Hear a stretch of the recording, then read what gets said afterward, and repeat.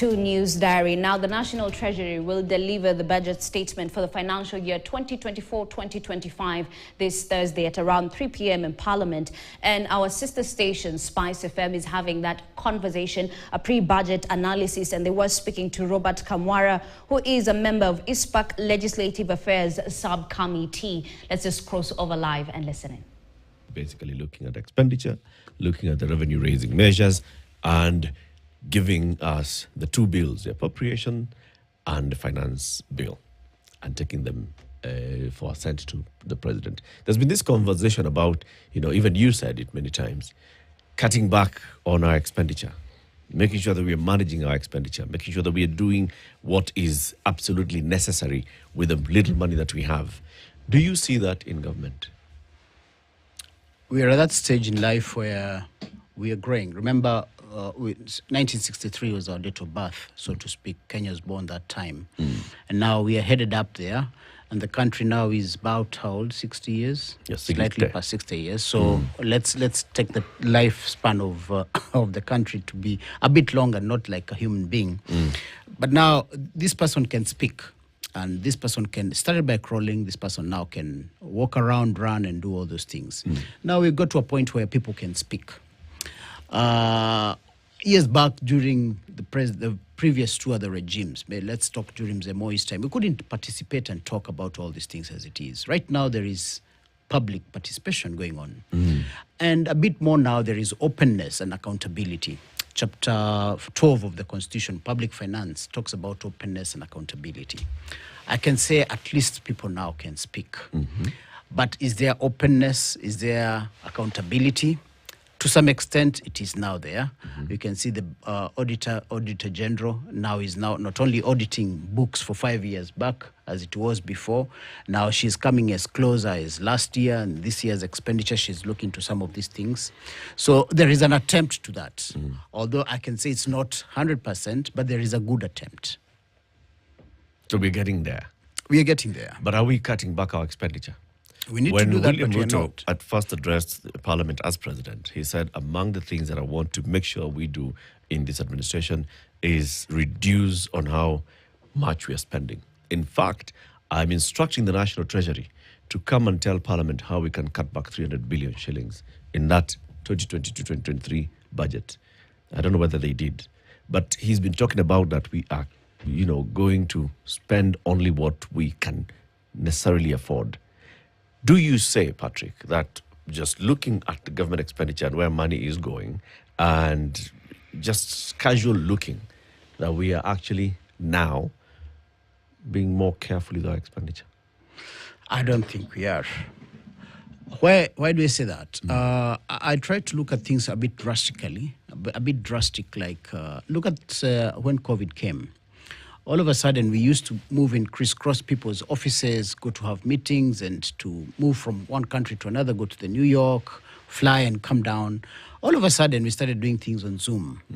That completely cut our costs by over 1,000,000%. So if we are to go that direction, if we have such kind of a percentage, I try thinking on things to the extreme. If we are to cut down on costs, we completely have to have a different a change in our thinking, completely. Even the way we do things, the way we run our offices, the way we operate, the way we travel out of the country, and the way we do things generally. So that's the only way we can have a proper budget cut. Because with the current situation, if you look at most of these things, we simply just try and do the same things that were done those years. Bei ya mkate, we cut on beer, sin taxes. That is, we oscillate around the same area. Nothing new, nothing when it comes to expanding, what we're calling expanding the tax base. It's nothing so creative. So we completely need to get a sitting of people who understand what this is. And remember, we had Mzee Kibaki when he came into power. he sat down with his few technocrats, people who had understood from session paper number 1 all through, and they said, let's implement some of these things. We have all these good things that have been put in the cabinets, and as they say, they are accumulating dust. If we could get these experts who could sit down and now look at how we can change things, and we don't not only bring in those old experts, but also bring the digital people, the Gen Zs who have got these new ideas, who now are being put into taxation, and let's sit down with them and let's see how we can change the whole of this thing. This also may go all the way down to the issue of changing our constitution and some of the way things are being done, and maybe that's when now we'll see a budget cut. When we change the law, there will be a budget cut as opposed to folks just doing what they're meant to do according to the same law. According to the same law, it's already prescribed that there are certain things that you must do in a certain way. And I think this all boils down to folks just not doing what they're supposed to do, not just because of their moral upstanding, but even what the law says that you should actually do. The very beginning of the same law that governs this nation is that there's power that's vested amongst the people. And look at the very same action of public participation that took place over the last couple of weeks. That people are saying one thing in one voice. There's no discordance here. Where would it be that they listen to what the people say? And the fear is that there will be regard for what the people say, but in terms of implementing the voices of the people, where does that come in?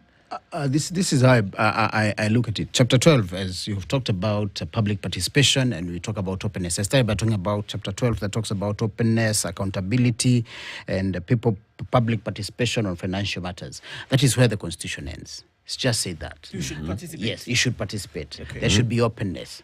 Okay, now if Courier says, I invited people for public participation. And they were open. Yes, and we are open. We have let the auditor come in.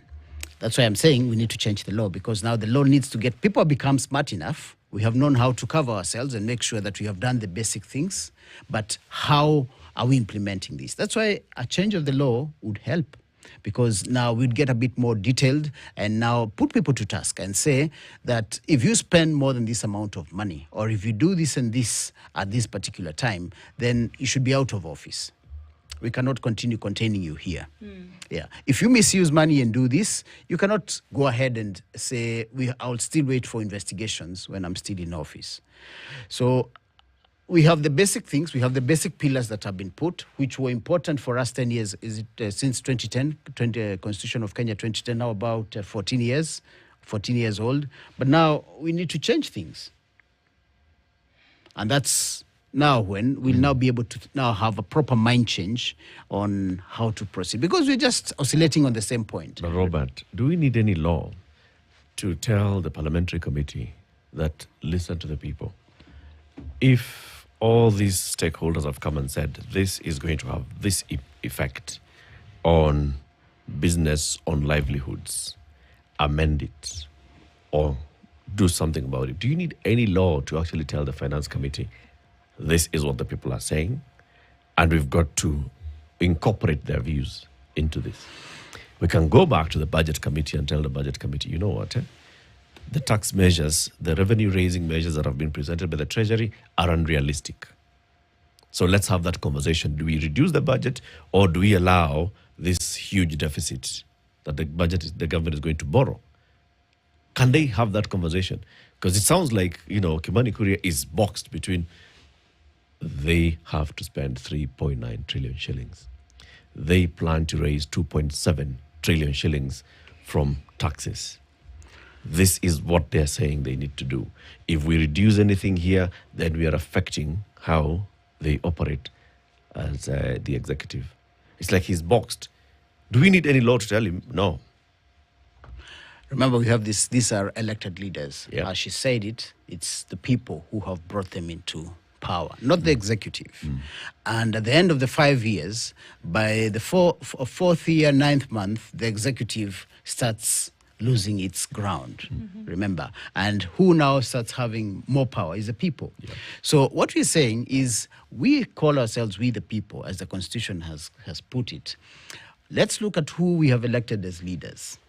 So if you have elected people as your leaders, and now it's time for them to go and do what they're supposed to do with the public participation, but they decide to go and start dining with the executive, what do you expect?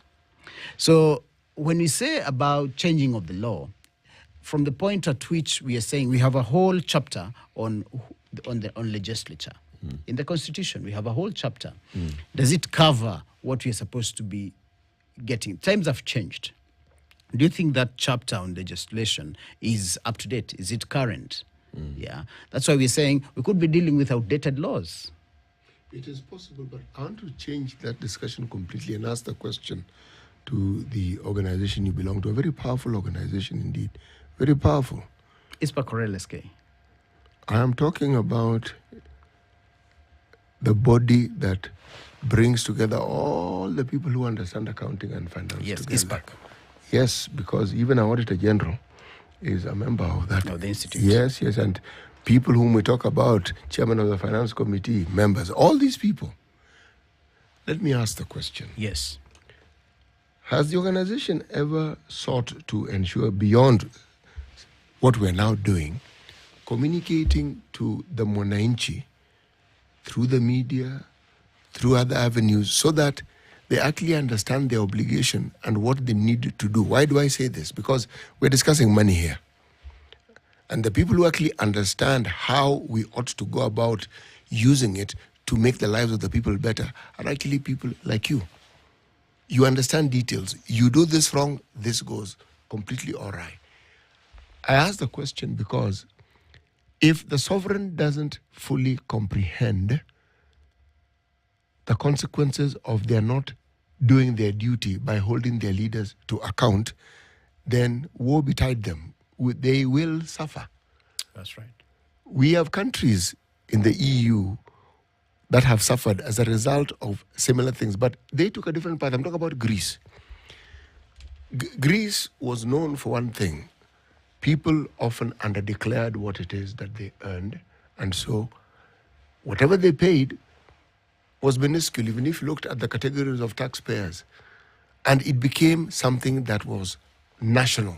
People underdeclaring and paying. So cumulatively, you'll find they've paid probably 15% of what ought to have been paid to the government. And so it is explained the government kept getting into serious financial problems. Okay? People talk of the Kibaki era. In the Kibaki era, something very unique happened. People started paying taxes. Willingly. Yes, they were paying. That's the thing, they were paying. And that is the reason why the government could tell the lenders, just hold on, just give it, we need to sort our things out. A whole year went by, no development as we consolidate and organize ourselves, and then we started moving forward. Now, I'm saying this because whenever something is talked about and examples are given of other countries, we actually forget that we've done similar things in the country, which means once it's been done, we now know it can be done. But do our citizenry understand what their role is? Because sometimes I think it's not that they don't want to, they don't know what to do. They are stuck. They are just completely stuck, dealing with everyday problems and then looking at this gigantic issue and the people who are supposed to represent them doing what they do best, avoiding the representation. The sovereign is stuck. I can carry the blame for the institute, if you may want to put it that way. Yes. Ideally, there is ignorance, but again, Mwananchi's involvement in most of these things is meant to be done by his representatives. That's why he elects people who are informed. And he'll take to parliament an accountant, a doctor, a medical doctor for that case, an engineer, and a journalist, somebody of your knowledge and experience. And we expect them to do that. And as I've said once again, I think change of laws on how we have our representation is very important. Remember, some time back, we had the 2/3 gender rule. That time, what was of great interest was ensuring that we have a proper representation of both male and female in parliament or in leadership. Is that what now we are looking for? Maybe we're looking for a bit more than that. And that's why we're saying change of laws would help, because we need to relook again. Now we are 24 years we are 14 years into our Katiba. our old Katiba. Nationally, since 1963, we had to put on the graph, we are so old to this extent. Time to start rethinking, because come next year, come the other year, the 5-year term of President Ruto will be over, and we'll be still on the same thing, debating on bread, very embarrassing, debating on fuel and other small taxes that we should be thinking of greater things. How can you guys help? Like City is asking, how can ISPAC, the Institute of Certified Public Accountants, actually help steer this ship in that direction? Because you hold, like, for example, you as a committee of the Legislative Affairs in ISPAC, you are the ones who deal with our parliamentarians who are members of ISPAC, but also who are in charge of finance of budgets. You have members of ISPAC who is the Cabinet Secretary for the National Treasury. Right. Member of ISPAC who are also sitting in the President's Advisory Council. And all of them. So you've got influence. At that level, there's influence. And then below that, there's awareness creation. And that's what City is asking. How can ISPAC create more awareness about what to look out for, what to think about when this process ends and we begin the next budget making process and also oversighting implementation of the budget? How can the citizens participate better? What kind of information do they need? What do we need to be looking out for every month on the reports from the National Treasury? What is it that we should be looking out for to make sure that the money that has been earmarked for expenditure in budget is actually going to the right thing?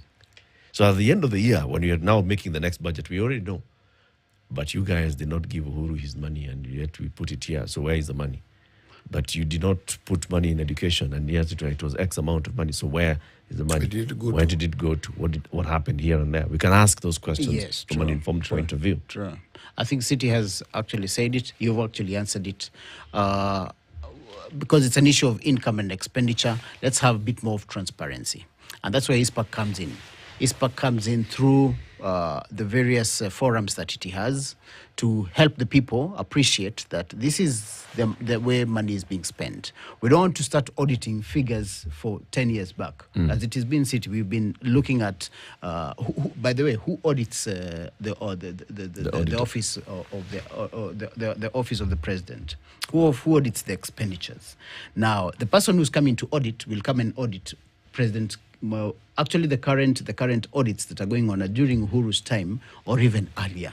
All right, the president is out of office. His team is already out of office. Who audits the State House? Who audits the various parastatals that we have? That's what we're saying. We need to have ISPAC also, amongst other bodies, being given more strength. We have so many accountants out here who can go around and look at numbers and look at figures, but they're not empowered to do that because they've not been given the ability and the resources to get into training. However, clearly speaking, we need to have a bit more of accountability. And this starts with our leadership. Yes. For us to allow ISPAC, for us to allow LSK to speak, because they're talking right now. We have Kuria, who is a member of the Institute. We have all the lawyers who have been there ever since. But people are not, their voices are not being heard. No, you are in a position to hold them to account. Absolutely. Yes. Because then what the question is then what is this, what is how potent is the sound of the lobby when it comes? I think of, professional bodies or organizations in other jurisdictions who are very, very clear about the position. It does seem as though we have a lot of the organizations or bodies speaking after the fact. Yes. When it has already been floated, when there is a paper out, when there are proposals in the finance bill out, then there's a flurry of activity and this professional body is speaking, the other one is speaking, and everybody's just rallying around this thing to say, let us.